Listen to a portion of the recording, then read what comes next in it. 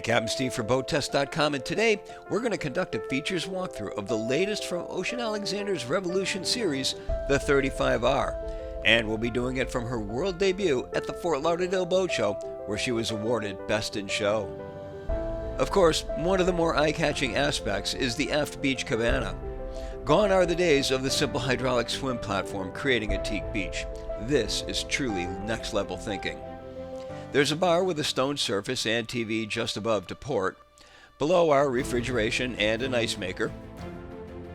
A sofa is just alongside. Above is smoked glass leading to the deck above. The whole enclosed area leads to an expansive open teak gathering and sunning space that can be populated with any combination of furniture and water toys that the mind can conjure.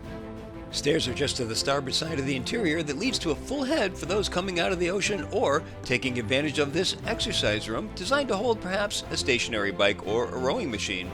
A TV is mounted to the forward bulkhead. To port is a glass-enclosed sauna.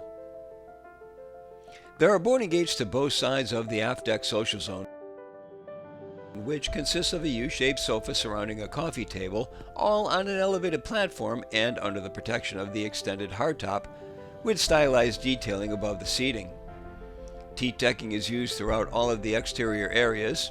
Just abaft, there's a sink to starboard, and cabinets to port and starboard house a cockpit refrigerator and ice maker, and flank a smoked glass section to the beach cabana below.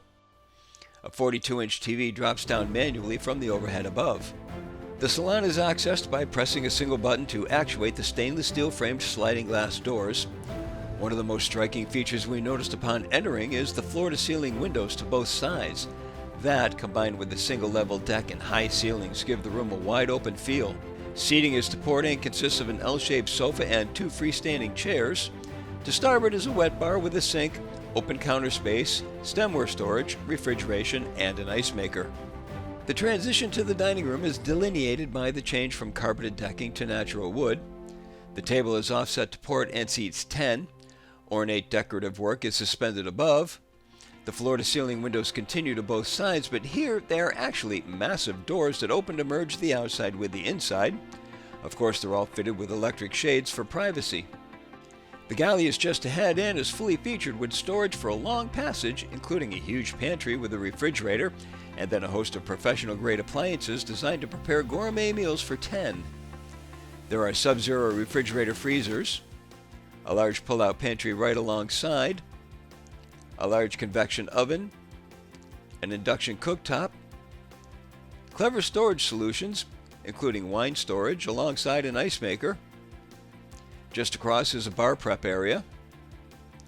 The 35R lends herself to the charter set with a separation of crew and guests. The crew can move from the forward crew quarters right along to the side decks, and we'll have more on the crew spaces later. A stainless trimmed marble walkway to the starboard side of the dining room leads ahead to the master on the same level and passes a dual set of stairs, down to 4 guest staterooms, and up to the second deck social zone and pilot house. The galley can also be accessed from this side as we move forward, and a dayhead is to starboard. The master is forward on the main deck and its full beam. The king-size berth is center-mounted with nightstands to both sides. Hull-side windows are to port and starboard and include integrated port lights. There's a desk to starboard and a sitting area to port beneath the massive hull-side window.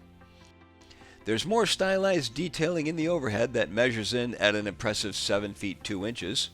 Storage is under the berth, and walk-in closets are ahead into both sides. To the forward bulkhead is a 50-inch TV flanked by doors to the head. The master head is really where the innovations occur. Not only are there his and her sinks, but separate enclosed water closets with a tub in the middle, plus an enclosed shower.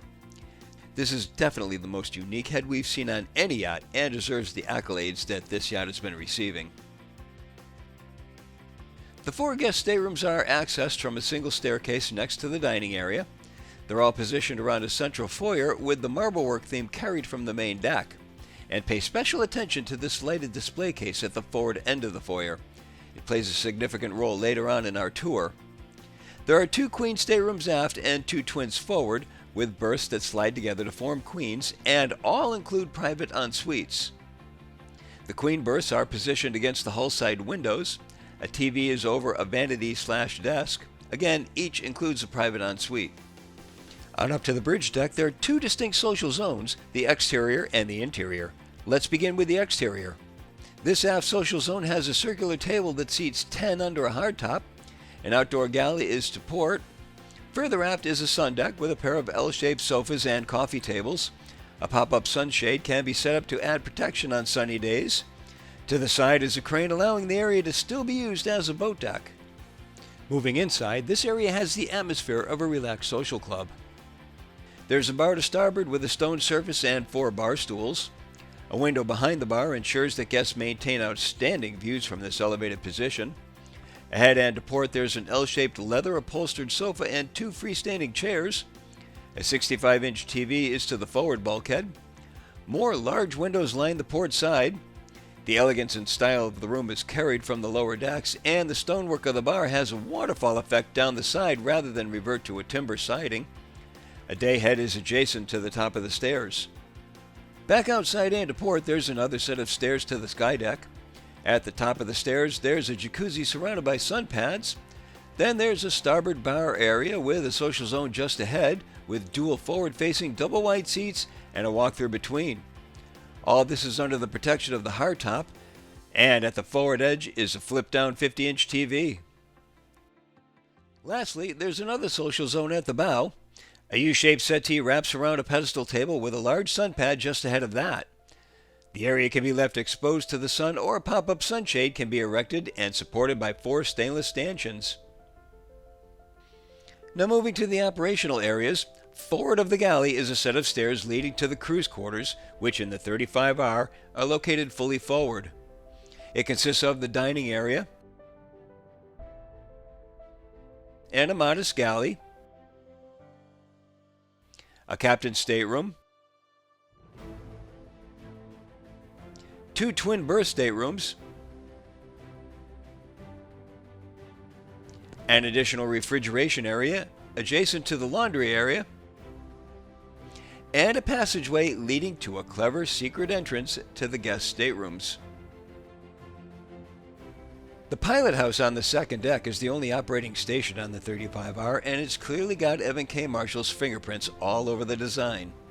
A floating panel houses 3 large monitors with complete vessel integration, while the lower carbon fiber panel houses the engine monitor screens, compass in line with the wheel, autopilot, a rudder angle indicator.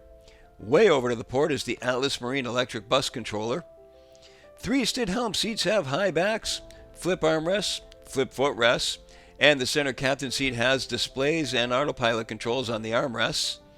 A watertight door is to both sides of the pilot house. A captain's workstation is abaft and to port. And finally, the engine room is organized and well laid out with everything properly labeled. Standard power is the twin MAN V12s at 1900 horsepower each. This boat has the twin MTU V12s at 2600 horsepower each. Ocean Alexander did some extensive testing off of Fort Lauderdale and came away with some interesting results. Even though fuel will run her at full throttle, her top speed came in at 22.3 knots. With the MTUs run up to 80% load, or roughly 2100 RPM, she averages 17.6 knots. At that speed, her 201 gallon per hour fuel burn translates into 0.1 nautical miles per gallon and a range of 405 nautical miles. But for distance cruising, pull the throttles back to 1200 RPM and 10 knots, and the distance opens up to 1254 nautical miles. Ocean Alexander has really outdone not only the competition, but themselves in making a beautiful yacht that will serve an owner with a large family, or even one that can offset the ownership experience by offering the 35R out to the charter set. With a crew of 5, she's well suited for both tasks. Aside from being the best in show, she's among the best we've seen. And that's my full features inspection of the all-new 35R from Ocean Alexander. For BoatTEST.com, I'm Captain Steve. We'll see you on the water.